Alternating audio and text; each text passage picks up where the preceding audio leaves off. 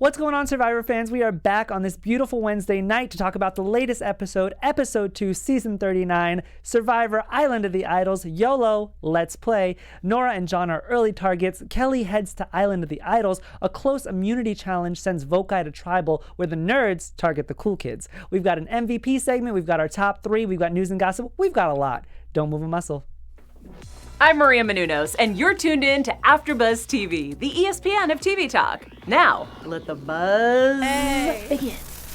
What's going on, Survivor fans? We are back on this amazing Wednesday night to talk about our favorite night, Survivor Night. Wednesdays! Survivor Wednesdays. I've got a beautiful panelist right over here. Her name is Veronica Valencia. Oh, you're so sweet. Thank you. You're welcome. You are beautiful, and I'm very, very happy that you are with us. I'm happy to be here. Unfortunately, Mike is not here. I know all of our fans are going to be very disappointed, mostly because we won't have anybody to argue with, Veronica. I can still argue with you. I mean, I'm pretty sure that we can get into it. We will get into it, you guys. Veronica's also on the live chat, you guys. So we want to hear your thoughts. We want to hear your comments on the episode. We've got a lot to talk about, like I mentioned in the intro. You know, Nora and John were early targets. Kelly was sent to Island of the Idols. We had a very close immunity challenge, but it sent Vokai to Tribal. We've got our MVP segment that we're going to talk about later on, where Veronica and I pick our MVPs of the episode. We want to hear yours. Plus, we've got our top three.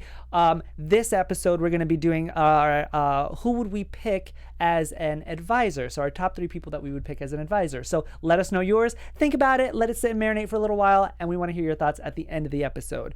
For now, Veronica, I want to hear your overall thoughts on the episode. There's no night like Survivor Wednesdays, Dem. I loved tonight's episode.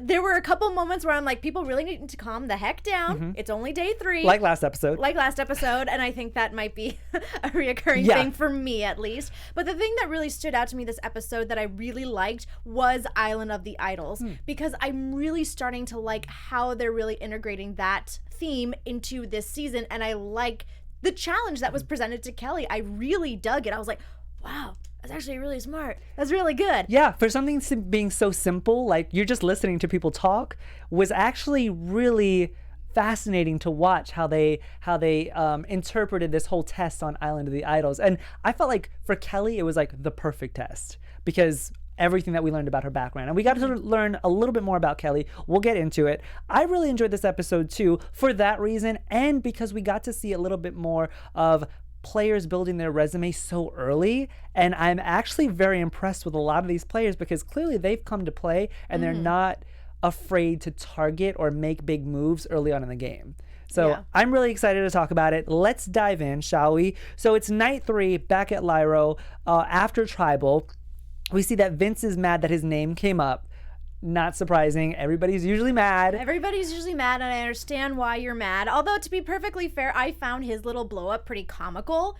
Just because, I don't know, I felt like he was probably, what's the word I'm looking for? Nervous, because no one wants to see their name written at Tribal. But I don't know if he was genuinely mad, because he did kind of have an idea that his name was being thrown around before that Tribal even happened. So I found his blow up kind of comical, like, you put my name down. But I don't think he was really all that upset. Well, did you find Aaron's blow up to be comical? Gosh. Now, it wasn't so much a blow up in front of everybody, but he definitely was heated that he was on the wrong side of the vote and that people didn't talk to him about the vote. Again, I understand. No one wants to be on the wrong side of the vote. No one wants to be left out of a vote. But dude, I literally turned to you, Tim, and I'm like, it's day 3. He was completely blowing up. I don't trust anyone anymore. I can't work with anyone. And it's like, dude, it's day 3. You're gonna have to work with someone if you want to continue on in this game. And it's too early to be making yourself someone no one wants to work with. Right. It's funny because I turned to you and I said, dude, have you ever watched this show? Yeah. Like, somebody is going to be voted out. And sometimes, most of the time, somebody is going to be on the wrong side of the vote. So he really just needs to get his butt in gear and realize that this is Survivor. This is a game. People have come to play. What I liked about this moment is that Missy takes him aside and tries to calm him down, tries to talk to him. And I really like that about Missy, because we talk about closing doors all the time. We see it on Vokai. Vokai did it with Jason and Nora. They were like, they're just on the bottom. We're not really going to talk to them. until obviously we saw what happened. But in this instance, they could have easily said, you know what, since Aaron was on the bottom of this vote, or he was on the wrong side of this vote, we could just easily keep him on the bottom and vote him out next. And that's not what Missy wanted. Missy was like, you know what, I'm going to open this door and I'm going to talk to him. I mean, I have a feeling Aaron might just blow his own game up. Yeah. But we'll see. It kind of looks like that's where it's headed. And I actually want to ask you a question, Tim, since you kind of brought up that our contestants are building their resumes. I just want to give a shout out to Just Sheldon, who, and shout out to everyone in the chat. Welcome all of our tri-mates. Shout out Thomas McGee, Sheena123, Mir Domains, Rihanna B, Amy Weed, Joseph Boza, thank you so much for joining us. But specifically, Just Sheldon is saying it was too early for a big move for me. And I want to get your opinion on this idea of big moves too soon, because for me personally, I agree. I think in the first couple episodes, it's kind of hard to say, I got to make a big move now, because first of all, you don't really know anybody's gameplay. You don't really know everybody's social play. And if it's a big move and that person's gone and you make it to the merge, I feel like that move is kind of unnecessary. Like, it doesn't matter, because it's like, who's that person? What move did you make? Like, it doesn't carry as much weight. Very true. I disagree with that. I feel like it is never too early to make a big move. And here's why. I feel like it does vary in certain circumstances. I feel like the circumstance in tonight's episode, where they targeted somebody who had most of the power, who had people in the palm of her hands, that was very telling on the kind of game that she was going to play, and she would have been nervous. Veronica, how many times have we sat here and said, why didn't you get this person out early? Why is this person still here? Why didn't you take them out when you had the opportunity? And I feel like they did that with Molly. I mean, kudos to her for playing a very strong game at 3 days in. Yeah. But at the same time, everything clearly in this season, everything makes you a target. And unfortunately for Molly, I mean, that's just something that made her a target. And I just feel like it was the right move. But I'm going to talk about that a little bit later. But that was a really good question, Just Sheldon. I really enjoyed that question. So let's get to it. Day 4, Vokai. Nora, like I said, was targeted early just because she's rubbing people the wrong way. People are saying that she's annoying, that she's a grade A personality. She's complaining about everyone and everything, especially about Molly. What did you think about it? I kind of agree. I think Nora, well, the thing about Nora was that it seemed like she had a very controlling personality and liked things to kind of be the way she liked them. She was making all of these suggestions. Oh, if you go out to get water, bring back coconuts, like kind of always be thinking about the tribe and like what more you can do. I feel like that was her whole thing. But in terms of Molly, it was kind of hard for me to figure that out, because in this episode specifically, and I'm sure we'll get into it, they clearly were like, Jamal, Jack, and Molly are this tight 3 alliance.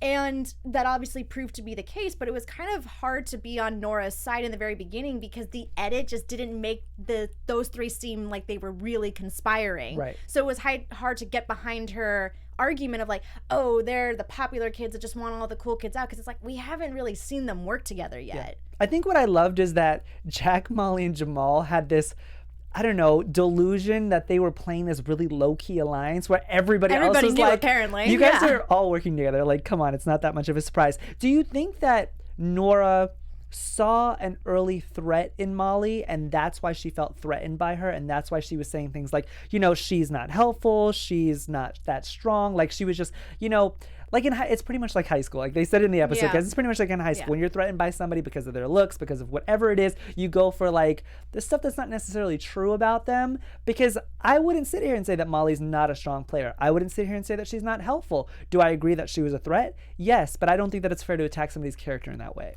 No, I don't think that Nora attacking Molly's character was right, because I didn't necessarily agree. Again, maybe just because we weren't seeing that from the edit.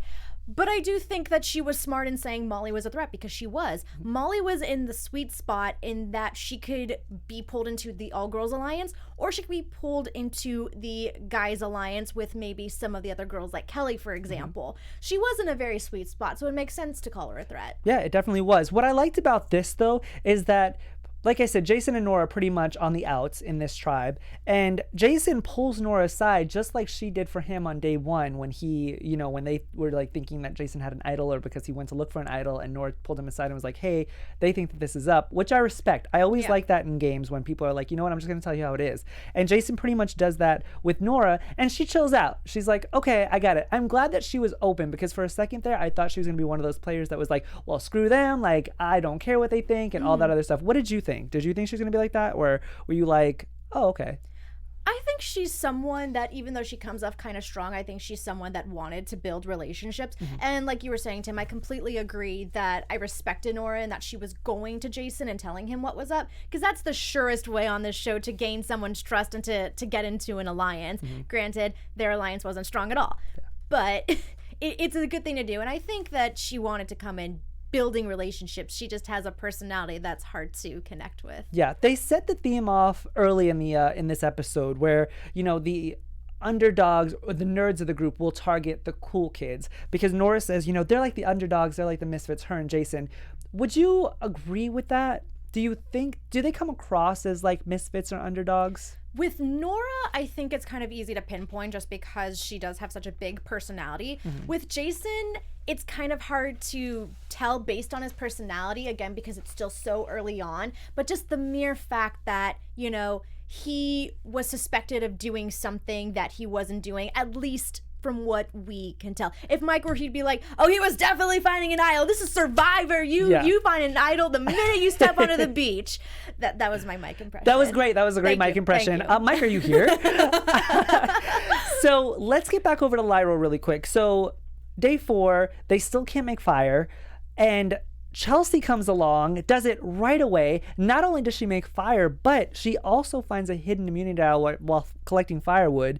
And she wasn't really even looking for it that hard. She was kind of like, obviously a smart player would look around and observe their surroundings while they're collecting things, but she finds it pretty easily. Were you impressed?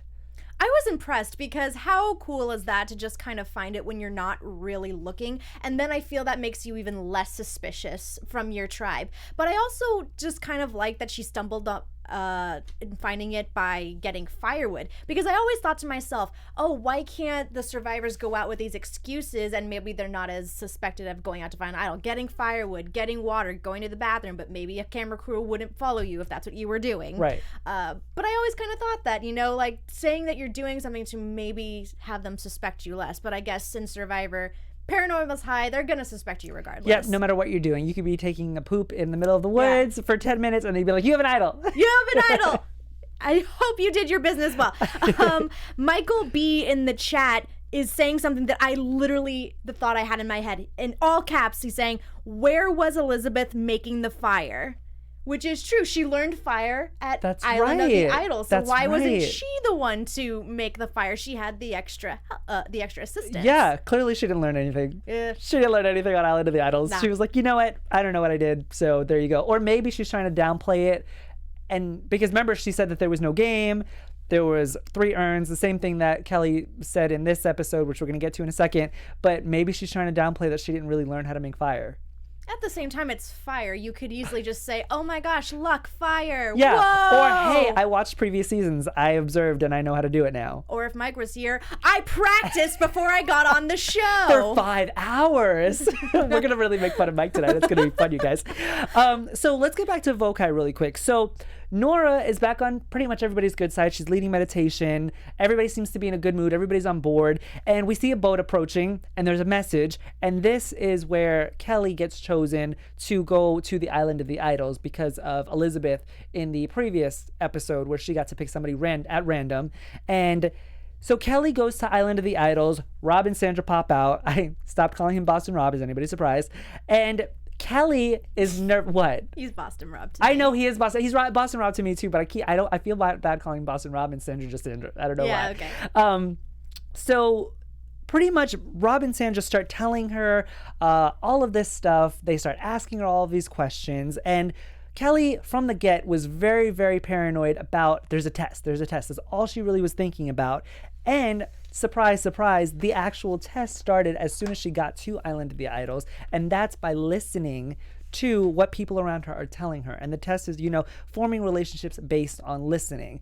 Did you like this test? I loved this test. At first, I did find it very comical, and I was laughing about it and almost kind of making fun of it because it did seem very overwhelming because the edit just made it sound like they were bombarding her with questions. Yeah. Oh, are you at the top of your alliance? How's your tribe? How old are you? What's your boyfriend's name? Do you have any pets? Where'd you go to school? Like, a lot of those questions, especially from people who are highly regarded in this show, can be overwhelming. So I completely get where she was coming from. But I loved this challenge, and I think it's just one of the main reasons I loved it was just because I think like I said, it's really showing you what is the purpose of Island of the Idols. Because in the beginning, I didn't know how they would keep this going episode after episode.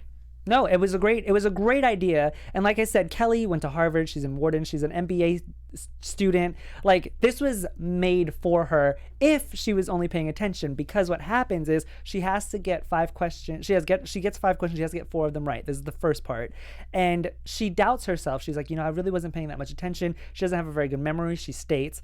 And so Rob sweetens the deal by telling her that she wants to get 3 questions right. And the idol is not just used for the next 2 eliminations or the next 2 tribals, but for the next 3 tribals.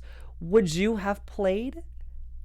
I was playing. You were playing, and she actually did really well, you guys. You would have won. I was very disappointed in myself because I couldn't remember Sandra's dog's name, and I love dogs. That's okay. There's only the 3rd question though. Yeah. So you had 2 other questions. I still would have got 2, but I would have lost, and I would have lost my vote. Not, Yeah. Not that it probably would have mattered the way that the vote. But anyway, but no, like, I was playing, and I think I still would have played. Yeah.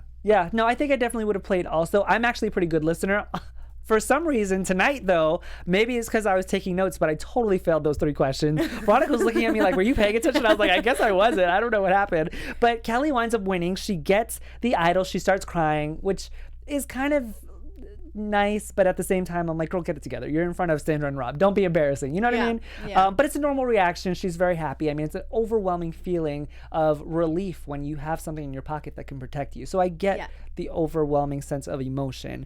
And then back at camp, Kelly winds up using the same lie that Elizabeth did, which I thought was interesting. I feel like it's just the easiest lie to go with because that has been the case in previous seasons of Survivor. Like, they on 36 Ghost Island, they went to Ghost Island, and that's exactly what happened. They would hit the urn and hope for a game, and sometimes they would, sometimes they wouldn't. I think it's just the easier lie to tell at this point because people will be, oh, I get that, I've seen that.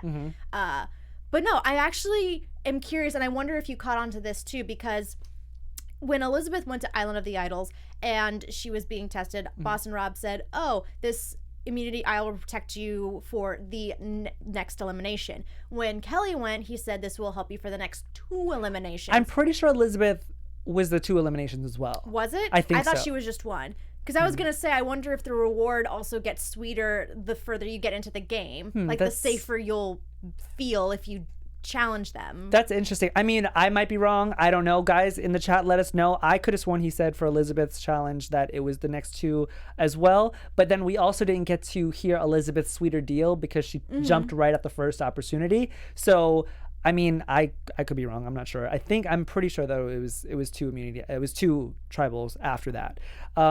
But that's a good question. And that would actually be a smart idea, too, to kind of sweeten the deal the longer that you're in the game. Just clarification. Thank you so much to everyone in the chat. Cassidy Love 78 and Mere Domains and Michael B. They're all saying, Elizabeth, it was for 2 eliminations. Okay, cool. So I'm just wrong. No, I mean, it's, there's a lot in the first couple of episodes of this that we're trying to think of names and what these people do and who's aligned with who. And there's a lot happening. So we can't fault you for that at all. So Kelly winds up hiding the idol in her hair, which I thought was really smart. But then she also like starts crying and letting people go through it or showing people all of her stuff. Do you think it was overkill? It's tough to say, and I feel the exact same way about Jason once we get into Tribal.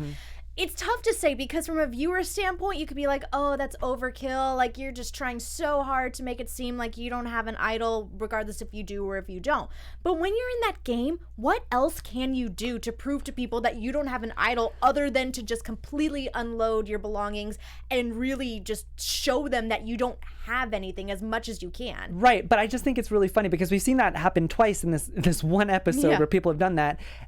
And what's interesting is no matter if you do that, that person could still have an idol on them. Like, for example, Kelly had it in her hair. Which was so smart. I never thought someone would hide it in her hair. It was smart, but at the same time, we've already seen the level of paranoia for all of these contestants. Like, going and like just thinking about future seasons, people are gonna be sitting there going, "Oh, well, she showed me her stuff, but it could be in her hair, like Kelly did." You know what I mean? That's so true. Like, I don't know. I feel like it's like a damned if you do, damned if you don't kind of thing. It's like, yeah, you're showing people, you know, in this season, oh yeah, I don't have any stuff. You might be building trust with people, but in future seasons, nobody's gonna fall for it. But right now, it'll work for Kelly. You're right.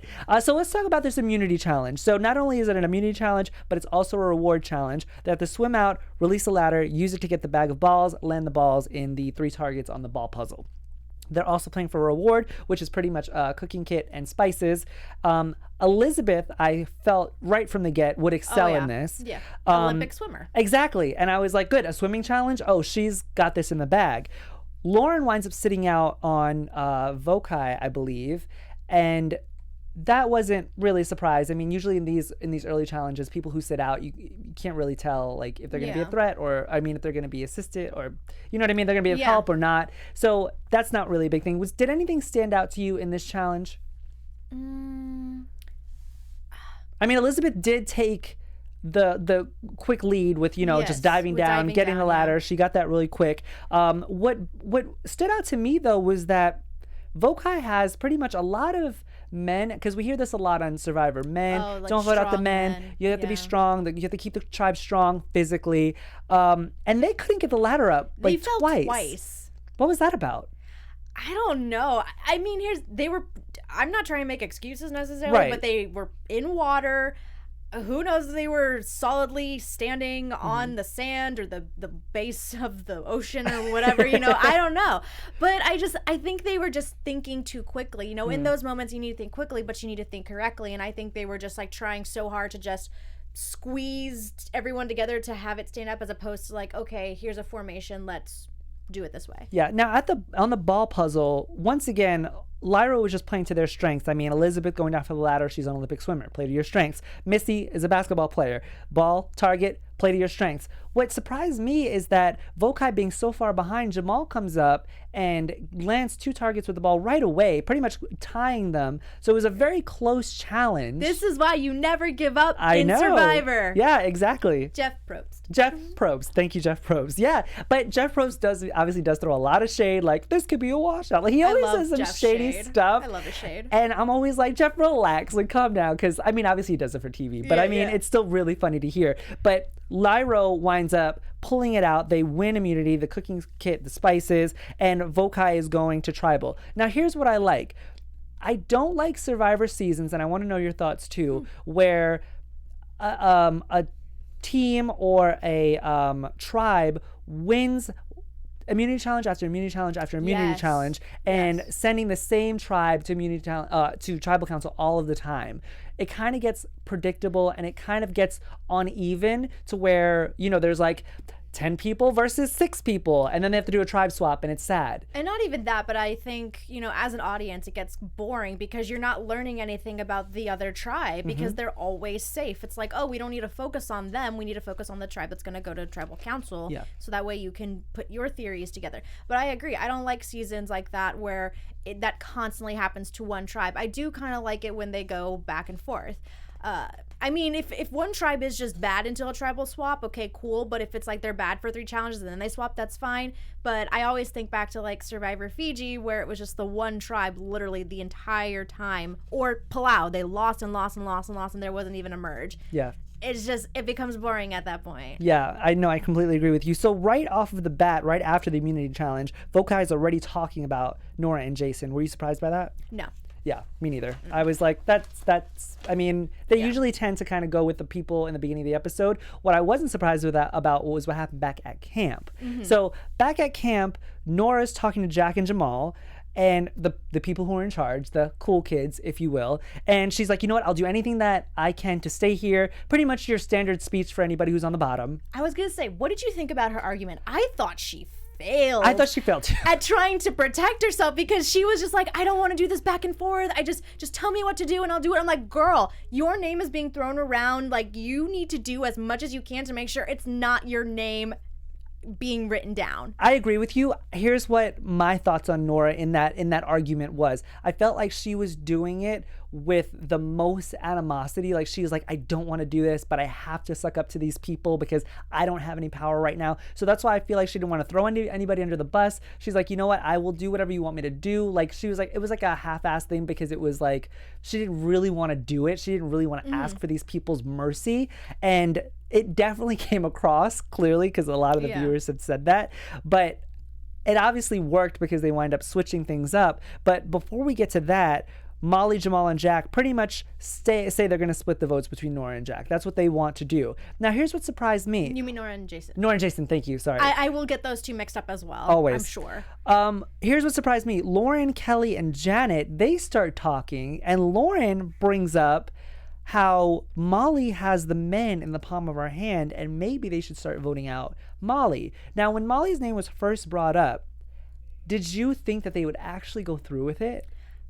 I think they would, because in this far along a Survivor, an easy vote is a little too predictable. Yeah. So I figured they would go with Molly. And thinking that, I was actually a little disappointed in the beginning, because I was like, I kind of like Molly right now. I want to see where her gameplay goes. Yeah. I can understand why they'd want to vote at Nora. And at least right now, this may change as the game goes on, but right now, I don't think I would miss Nora the next episode. I would probably want to see Molly next episode. I'm curious about her gameplay. Yeah. So I was slightly disappointed in the beginning, and I was actually also kind of sad for Jason, just because, and I've mentioned this a little bit already, is that I think he's an unfair target, at least from what we see in the edit, because he wasn't looking for an idol, as far as we know. That's right. That it's just like, that's kind of unfair, because, you genuinely didn't do something, and everyone just already put a target on your back, and you're already in, like, purgatory, as he says. Yeah, I agree with you. So Tommy, who's the 4th grade teacher, him and Kelly are kind of debating on whether or not they want to, quote unquote, shuffle the deck this early in the game. So pretty much what Sheldon was saying in the beginning of the chat, like, is it too early to make a big move like this? And the players on the episode, they question the same thing. Do they go with the cool kids or with the nerds, essentially? So we find that out at Tribal Council, which was a very telling Tribal Council, because first of all, everyone gets fire. And I always love when everyone has fire, because it's always interesting when, once again, like I said, back to the immunity, like when a tribe wins. For a minute you were saying everyone gets fire, as in, like, no Dove Veronica, everyone gets fire on their torches, but I thought you meant everyone got fire, as in, like, oh, things got spicy at Tribal. No, like, well, that too, but like, no, everyone got fire on their torches, meaning, sometimes we go like to the merge, and there are people who still have to put their torch in the flame to get fire, because they hadn't seen a Tribal Council up until the merge, which I'm always like, you're lucky. Like, you didn't have to see any of this or think about this or be stressed about this for this entire time. I always think that's a cool scene, is like when someone can make it all the way to the merge, and Jeff still has to say, if this is the first time you've been to Tribal, get your torch, dip it in the flame, or whatever he says, and it's just the one person. Yeah. It is kind of cool. Yeah, I mean, it's kind of cool, but at the same time, I'm like, you're so lucky. So Jason pretty much starts off the Tribal with saying, at the beginning of the season, everybody got along except for him. He was on the outs because paranoia is real. And, this is when Jason stands up and takes his moment to, like, show everybody his stuff and, saying that he doesn't have an idol. And then Molly says something really interesting. She goes, I don't understand why he feels that he's on the outs. Such a liar. This was, okay, I know, and it's true, I stand by my statement, and like, when they first brought up Molly's name, I would have been slightly disappointed, because I was curious about her gameplay. As soon as she said this, I'm like, that's no cool, no, stop, okay, bye-bye. Because I'm like, you, Jamal, and Jack have literally been targeting him or Nora since day one. It's no secret that he's a target, so it's like, why? That was such a bad lie. It was such a bad lie, and I really didn't respect it. I was like, no. Come, like, really? That's the, like, don't sit here and try to play the I'm trying to get along with everybody card when we know that that's not true. And then Nora, what I liked about this Tribal was, she says, she's always done her own thing. She's always kind of rubbed people the wrong way, because she doesn't like to stick in with the crowd. She likes to stick out. And I respected her saying that. I love these tribals, and I'm glad she wasn't voted out tonight, because we always say, you know, the person who gets voted out first, we would have loved to have learned a little bit more about them. And in this case, we learned that about Nora, and I really enjoyed that, because we always see these people who, like I said, get voted out, and we never learn more about them than 2 episodes in. And I like learning that fact about her. Did that sway you any kind of way for Nora? I agree. It did make me respect her more, and it made me kind of understand her personality a little bit more. And I think that, you know, having her at Tribal, being able to express that about her, I think that'll help her moving forward, in that she's, you know, trying to learn to adapt to these new situations, adapt to being around so many people, and adapt to different personalities. Yeah, and then this is where Jason calls out Jamal, and, you know, he pretty much says, you know, Jamal's sitting here comfortable because he didn't even bring any bags tonight. And Jamal pretty much fires back with, you know, this is a slow burn, and I'm not playing the same game that you are right now. But then everybody else around him is like, no, I think that we're playing a really fast game. Do you agree with what Lauren said? Do you think that right out of the gate you have to be in 4th gear, or is Survivor a slow burn? I think I'm okay with the first few episodes being a slow burn. I know some people might not agree with that, but I'm okay with that. I think at this point in the Survivor series, everyone is playing in 4th gear the moment they hit the beach. And Jamal's statement, I'm like, I really have something to say about it, and I'm like torn on 2 ways. For one thing, it's a true argument, the fact that he is saying, I am playing a different game than you right now. I am going to have to play the game that you're currently playing, but not yet. It's true. It is true for right now, because he's not in consideration. But it was a very arrogant statement that I'm just like, that's rubbing me the wrong way, dude. No, I completely agree with you. It was definitely an arrogant and a cocky statement. And I think he definitely got, what is that saying where you are, it's like a wake-up call for him. This tribal was a wake-up call for him and for Jack. And sitting here saying, you know, you can't be too comfortable in this game ever. And after watching this, you could watch one episode of any season and sit there and take away, you should never be too comfortable in Survivor, because people are always plotting things that you don't know about. So essentially, Molly gets voted out.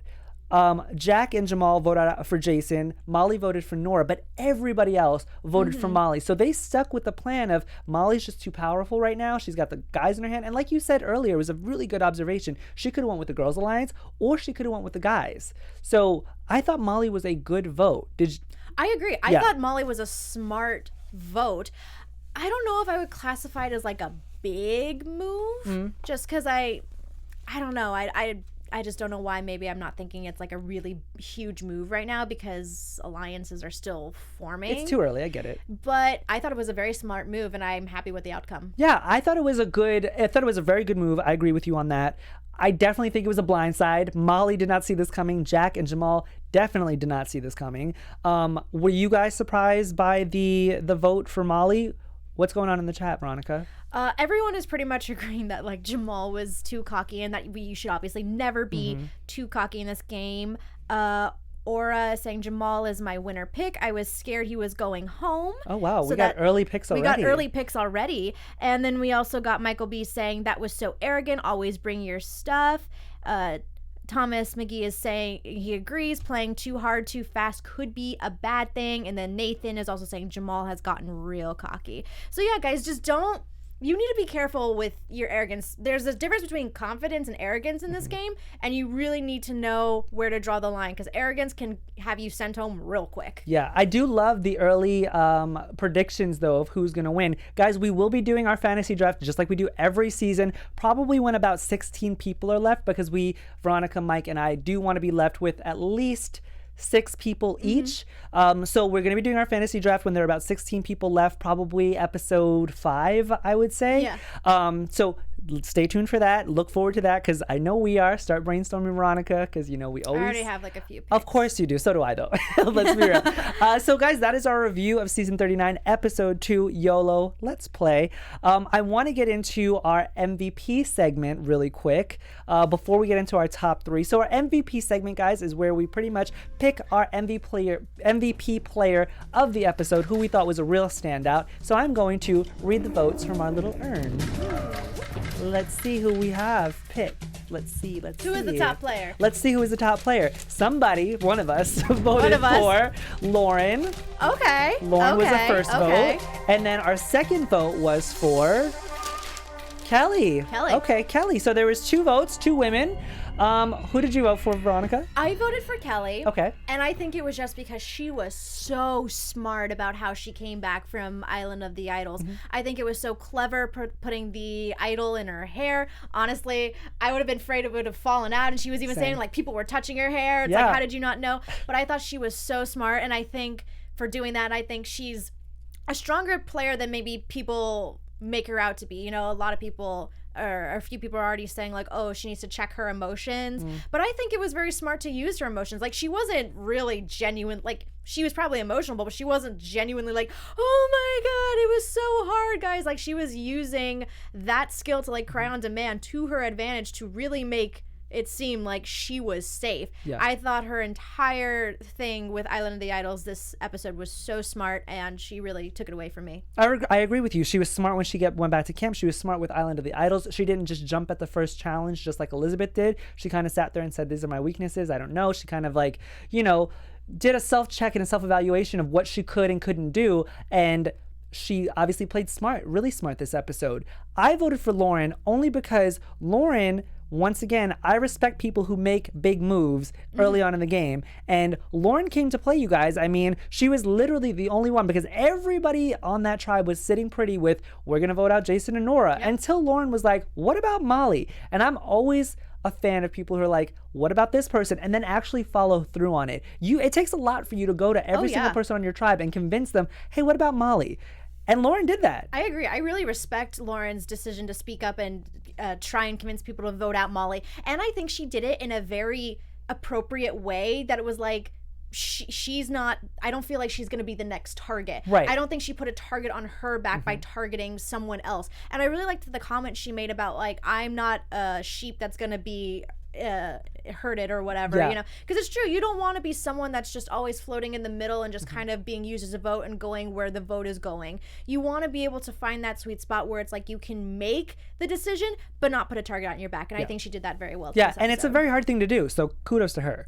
Let's get into our top 3 segment, you guys. We're not going to do this every episode. We're only going to do it for tonight and then for the finale. So our top 3, we decided, would be who the top 3 people we would pick as an advisor, since it is Island of the Idols and Boston Rob, there I go, and Sandra are working as advisors to our contestants. So Veronica, who would you pick as your advisor from all of the seasons? It's so hard. My go-to Survivor contestant will always be Ozzy. I adore him. She loves Ozzy. I love Ozzy so much. I would love to play Survivor with Ozzy. But, you know, the Island of the Idols is all about having someone mentor you and really being able to help you on your gameplay. And as much as I love Ozzy, I don't know what he could teach me socially, because we all know Ozzy has always kind of suffered from a social game. That has kind of always been his weakness. So there's an overall player I think that would really benefit me and I would love to play with would be Aubrey. That's a really good choice. I think she is a very well-rounded player, and I think she has a lot of drive and determination, and I think she would help push me through a season of Survivor. So here's the way that I thought about it. So I went and thought about who would push me. I don't want to sit there and pick somebody who I would be friends with on the island or who I would have a lot in common with, because I feel like I should pick somebody who, you know, would bring out other characteristics of me. So I was floating around the name of Tony, but I really did not like Tony. Tony season 28, Cagayan. Everybody knows him. He won. When he had the spy shack, he just rubbed me the wrong way. And I totally agree with you. But I'm like, do I want to pick somebody like that because I could learn a lot from them? But then I thought, you know what? I think I'm going to go with Sarah, who was also in season 28 of Cagayan, also a cop. But she also wound up winning season 34, which was Game Changers, which Ozzy was also on. Yep. And what I loved about it is that not only does Sarah play twice, so she had both experiences, but she learned from her mistakes in her first season of Cagayan and then came back with a vengeance. And I feel like I could learn. I thought she had a really good social game. I thought she had a really good strategic game. So I think that I would learn a lot from Sarah. So I'm going to go ahead and pick Sarah from season 28 and season 34. Everyone in our chat is throwing out some names, so I just want to please. well. We're seeing Cochran, Russell, Spencer, Aubrey, Ozzy, Tony, Rupert, Sandra, Amanda, all good names. Too. All good names. Yeah, all great names, you guys. Great names. So I want to get Mike's thoughts on this because I did text him before we started and I asked him who his pick would be, and he said Russell Hantz. He didn't give me any. I knew it. Yeah, you did know. I knew you called it would be Russell. You called it. He didn't give me any explanation, but I mean, Russell was a great player. He was one of those players, kind of like Tony, that could rub you the wrong way. But that makes sense for Mike. It makes complete sense for Mike. But you want to know what? I think Russell's gameplay, Samoa is a whole other different story, but I think in Heroes vs. Villains, he got very lucky in that no one knew his gameplay because they didn't watch it as they were filming it. So this guy probably seemed really trustworthy. I think he lucked out with that one. Okay. Everybody knew him by the time Redemption Island came around. We're like, get this guy out. Fair. Guys, we love that you're letting us know who your top 3 would be. Also, let us know who your MVP of the episode would be if you had one. I want to get into some news and gossip because that pretty much segues right into that. So for news and gossip, I am going to shoot it over to Veronica. Yes, you are. So Tim chose Sarah to be his mentor for Game Changers. And speaking about Game Changers and speaking about Russell Hantz, Russell actually posted a video on YouTube. Unfortunately, we are not going to show the video, but he's basically making a video kind of calling out CBS and saying how certain contestants on Game Changers shouldn't have really been there. He was calling them legends, pick survivor legends, people that really deserve to come back and play, people who are memorable. Some names that he was throwing around were Coach and his nephew Brandon Hantz, which Brandon is definitely memorable, but I don't know if he should come back. Not after the way he exited last time, but it does bring in an interesting question because next season is season 40, which is going to be huge. Yeah. And, it kind of does raise the question, will next season be a veteran season of quote unquote legends? Yeah. And it also kind of makes sense with Island of the Idols too, because they brought back 2 players who are legendary. Yeah. So I just thought it was a really interesting tie, and you could go on YouTube and watch the video yourself. Russell is always, rustling some. Russell is always rustling some feathers. Yes, he is. And I mean, I can give him props for, calling out CBS and, it's freedom of speech. Everybody has their thoughts and opinions. I personally thought the season of Game Changers was actually a really good one. Like I said, I picked the winner from it. Yeah. I thought she was a really great player. But there was like Michaela, there was Aubrey, who was your pick. There were a lot of really standout players and contestants in Game Changers. So I don't think it's fair to kind of target anybody for calling them not a game changer. I mean, I think that we should respect everybody's gameplay. There's so many different types of gameplay. It's really what you prefer at a point. Yes, I agree with you. Like Veronica said, you guys, if you want to look at the video, go to YouTube and check it out. I'm sure you can find it on your own. So that is our segments, you guys. It's our news and gossip. We don't have time for predictions, but we will get into that next episode. I think it's too early for predictions anyway. Yeah. Well, we have a lot to predict, guys. We have a lot of episodes left. Veronica, where can our fans find you? Yeah, you can find me, Veronica Valencia, on Twitter and Instagram at it's me, Veronica_V. And thank you everybody in the chat tonight. The chat was on fire, you guys. I am Timothy Michael. You can find me everywhere at I am Timothy Mike. We will see you guys next Wednesday for episode 3. See you guys later. Our founder, Keven Undergaro, and me, Maria Menounos, would like to thank you for tuning in to AfterBuzz TV. Remember, we're not just the first, we're the biggest in the world, and we're the only destination for all your favorite TV shows. Whatever you crave, we've got it. So go to AfterBuzzTV.com and check out our lineup. Buzz you later. The views expressed herein are those of the hosts only and do not necessarily reflect the views of AfterBuzz TV or its owners or principals.